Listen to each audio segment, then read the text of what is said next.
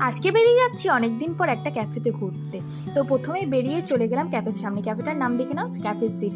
ঢুকে পড়ছি আর অ্যাম্বিয়েন্সটা দেখো যথেষ্ট সুন্দর। চারিদিকটা কি সুন্দর বসার জন্য জায়গা করা আছে। আর এখানে তোমরা বন্ধু বান্ধব নিয়ে এসে অনেকজন মিলে খুব সুন্দর। এখানে কিন্তু একটা ফটো গ্যালারিও করা আছে, দেখেছো ট্যাক্সি দিয়ে।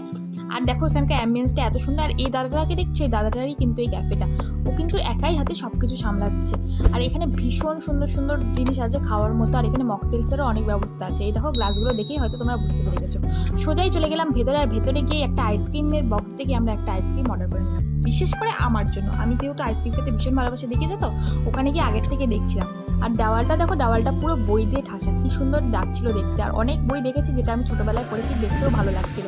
তারপর এখান থেকে আমরা কিছু খাবার নিয়ে নিই, যেমন চিকেন নুডলস। এখানে ছিল ড্রামস্টিক, ড্রামস অফ হেভেন বলে এটাকে। একটুখানি গ্রেভির মতো করে দিয়েছিল, খেতে যথেষ্ট ভালো লেগেছিল আমার।